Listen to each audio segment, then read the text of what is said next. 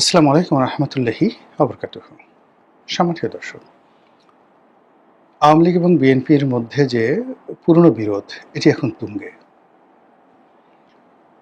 অবস্থা দৃষ্টি মনে হচ্ছিল যে বিএনপি এবং আওয়ামী লীগের মধ্যে একটা গোপন সমঝোতা হতে যাচ্ছে বা হবে। আর সেই সমঝোতাতে বিএনপি নির্বিবাদে ৫টি বছর সুন্দরভাবে দেশ পরিচালনা করবে এবং সমাজে একটা ব্যালেন্স থাকবে, রাষ্ট্রে একটা ব্যালেন্স থাকবে, পলিটিক্যাল যে ময়দান সেখানে প্রতিযোগিতা থাকবে, কিন্তু একটা তলে তলে সমঝোতা থাকবে।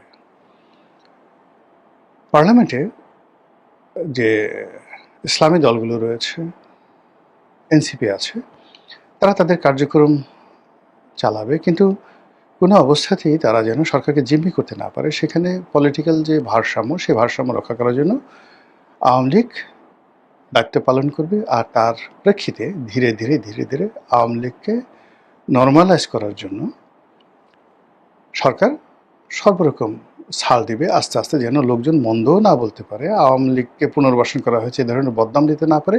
এরকম একটা চাণক্য নীতি বর্তমান সরকার গ্রহণ করেছে বা করবে, এরকম একটা আশা ছিল।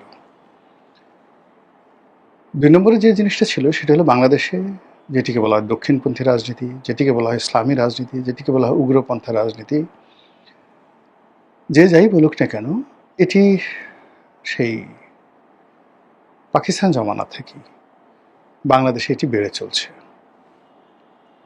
এটা কোনো জমানাতে কমেনি, বরং পাকিস্তানে কমিউনাল রাজনীতি কমেছে, সেখানে অনেকটা লিবারেল রাজনীতি শুরু হয়েছে।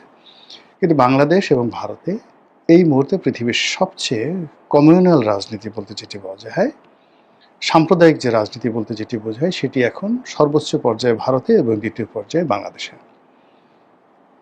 ভারতে উগ্রবাদী হিন্দুত্ববাদ এখন রীতিমতো গ্লোবাল হেরিটেজে পরিণত হয়েছে। এরকম একটা হিন্দু রাষ্ট্র, রাম রাজত্ব রামের জমানাতেও ছিল না। এরকম একটি হিন্দু রাষ্ট্র শিবাজির যে জমানা গুজরাটে, সেই দাক্ষিণাত্য বা গুজরাটে যখন শিবাজি, শম্ভুজি, শাহাজি এই ৩টে জেনারেশন এলাকা শাসন করেছেন, তখনও এইরকম উগ্র হিন্দুত্ববাদ ছিল না গত ১৪-১৫ বছর ধরে ভারতে এভাবে যেভাবে বিস্তার লাভ করেছে। আবার ধরুন, বাংলাদেশে কোরআন ভিত্তিক একটা রাষ্ট্র হবে, একটা খিলাফত হবে, শরিয়া আইন চালু হবে, মেয়েরা ঘরে থাকবে, জান্নাতে যাইতে হবে, দাড়ি রাখতে হবে, টুপি পরতে হবে, এবং এটার মধ্যে মানুষের কল্যাণ। এই বিষয়গুলো এই বাংলাদেশে এখন 18 কোটি মানুষের মধ্যে যত লোক বিশ্বাস করে, এত লোক পৃথিবীর সৃষ্টি হওয়ার পর থেকে কোনো সাম্রাজ্যে, কোনো দেশে, কোনো রাষ্ট্রে কখনো এত সংখ্যক বিশ্বাসী ছিল না যারা কোরআন, হাদিস, ইজমা, কিয়াসের উপর আস্থা স্থাপন করেছে। যেমন ধরুন বাদশাহ হারুন আর রশিদ, তার অর্ধ দুনিয়ার মালিক ছিলেন। লোক সংখ্যা কত ছিল? বড় জোর 10 কোটি। আর এই 10 কোটি লোকের মধ্যে মাত্র 8% লোক ছিল মুসলিম। কাজেই ওখানে ধর্মভিত্তিক, ইসলাম ভিত্তিক একটা সমাজ চিন্তা করার মতো 5 লাখ লোকও ছিল না। আচ্ছা, সুলতান সুলেমান অর্ধ দুনিয়ার মালিক ছিলেন, ইউরোপ এবং আমেরিকা মিলে। ইট ওয়াজ এ ইসলামিক কান্ট্রি। লোক সংখ্যা ছিল কত? 24 থেকে 25 কোটি। এই সাম্রাজ্যে মুসলিমের সংখ্যা ছিল 15 থেকে 20%, আর বাকি খ্রিস্টান, অন্যান্য ধর্মাবলম্বী তারা ছিলেন। ইস্তাম্বুল নগরীতে মানে মুসলমানদের সংখ্যা 50% ছিল না, কনস্টান্টিনোপলও ছিল না। তো কাজেই একটা ইসলামিক রাষ্ট্র গঠিত হোক, এটা সুলতান সুলেমানের জমানাতে 10 লাখ লোক চিন্তা করতেন না। আফগানিস্তান এখানে ইসলামিক একটা রাষ্ট্র রয়েছে, কিন্তু অবাক হয়ে যাবে যে আফগানিস্তানের লোকজনের যে চিন্তা চেতনা, আধুনিকতা, এটা আমাদের সাথে অনেক অনেক বেশি। সেখানে তাদের মোট জনগোষ্ঠীর 25%ও এরকম ইসলামী এমিরেটসের কথা চিন্তা করছে না। সেম পাকিস্তান।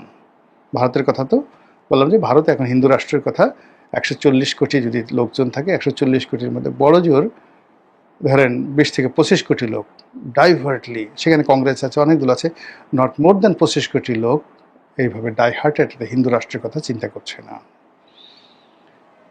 কিন্তু বাংলাদেশে 18 কোটি মুসলমানের মধ্যে জামাতের সমর্থক আছে 2 কোটি।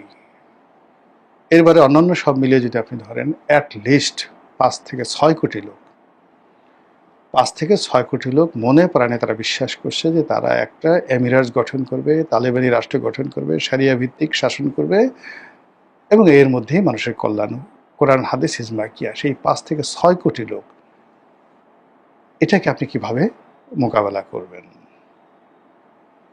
এটা তো বাস্তবতা। এই ব্যালেন্সটি রাখার জন্য, এটাকে মোকাবেলা করার জন্য যে পলিটিক্যাল একটা উন্মুক্ত ময়দান দরকার ছিল, সেই ময়দানে যখন রুই মাছ থাকে, বোয়াল মাছ থাকে, অমুক জিনিস থাকে, ইভেন অনেক মাছ আছে, বোয়াল মাছ, অনেক মাছ আছে যে মাছগুলো অনেক মাছ খেয়ে ফেলে, সাপ খেয়ে ফেলে। সাপে মাছ খায়, কিন্তু অনেক মাছ আছে যে মাছগুলো আস্ত সাপ গিলে খেয়ে ফেলতে পারে। তো এই জন্য হয় কি, যে আমরা নদীর মাছ খেতে চাই কেন? বিকজ ওখানে প্রকৃতিগতভাবে বেড়ে ওঠে, ওদের শরীরে একটা স্ট্রেংথ থাকে, টেস্ট থাকে, সব কিছু থাকে, দিতে আসে। কিন্তু পুকুরের মধ্যে যে মাছগুলো, আমরা সেই মাছগুলোর মধ্যে ওই স্বাদগুলো কখনো পাই না। তো রাজনীতির ময়দানে এরকম একটা উন্মুক্ত অবস্থা তৈরি হলে বিএনপি ভালো থাকবে, আওয়ামী লীগ ভালো থাকবে, এমনকি জামাত ভালো থাকবে। কিন্তু দেখুন, গত 2 বছরে মধ্যে 1.5 বছর, যেটি ইউনূস জামানাতে, এই বাংলাদেশে অনেক কিছু হয়েছে যার দায় জামাতকে নিতে হয়েছে। আচ্ছা, এই যে বলাৎকার, শিশু বলাৎকার, আচ্ছা, জামাতের আমির কি মাদ্রাসায় কোনো শিক্ষককে বলে দিচ্ছে তুমি শিশু বলাৎকার করো? অথচ জামাতের পরিচয়ে বা জামাত মাইন্ডেড হয়ে একটা সে মাদ্রাসা চালাচ্ছে, মহিলা মাদ্রাসা চালাচ্ছে, মহিলা মাদ্রাসা 30-35 জন ছাত্রী, বাচ্চা থেকে শুরু করে সবাইকে সে গণহারে ধর্ষণ করছে অন রেগুলার বেসিসে। এই জন্য কি জামাত দায়ী?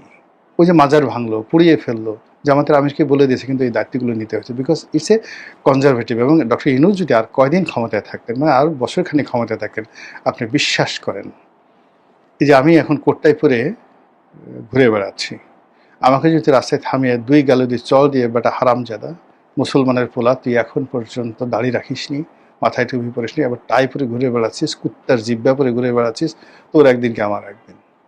পাশের লোকজন সব তালি বাজাতো যে এতদিন এই বাংলাদেশে এটা উচিত কর্ম, শরীয়তি বিচার হয়েছে, 1 বছর গেলে ওই অবস্থা এত হয়ে যেত। এই সমাজে তারেক রহমান, তিনের সালে কাউয়া, তারেক আমার সাউবা, কি করতে পারছে বিএনপি? হয়নি এই কথা বলে 1, 2, 3, 4 তারেক রহমানের ওইটা মার। এখন বিএনপির যে সমস্ত লোকজন বড় বড় কথা বলছে, এই স্লোগান যখন বুয়েটে হয়েছে, বিশ্ববিদ্যালয় হয়েছে, কি করতে পারছে তারা বলেন? সমাজে কিছু করে। ফলে এগুলো বললে হবে না একটা সমাজে। বা এই যে যখন 1, 2, 3, 4 এই জামাতের আমিরের মতো ভদ্রলোক, সে কি কখনো চেয়েছেন যে তার দলের কর্মীরা, তার সমর্থকরা তারেক রহমান সাহেবের ব্যাপারে গালাগালি করবে, জায়েমা রহমানকে নিয়ে এই জিনিসগুলো করবে? এই পুরো জিনিসটি হয় যখন রাজনীতিতে ভারসাম্য থাকে না।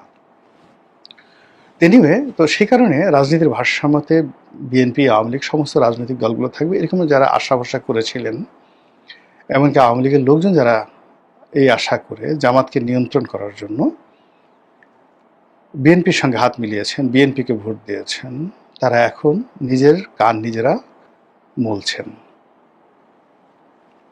তারা এখন মনে করছেন ভুল হয়ে গেছে, আমাদের ভুল হয়ে গেছে। ফলে তারা হঠাৎ করে যদি এই অবস্থাতে সেই মামুনুল হকের সাথে বিএনপির পরিবর্তে আওয়ামী লীগের সম্পর্ক হয়ে যায়,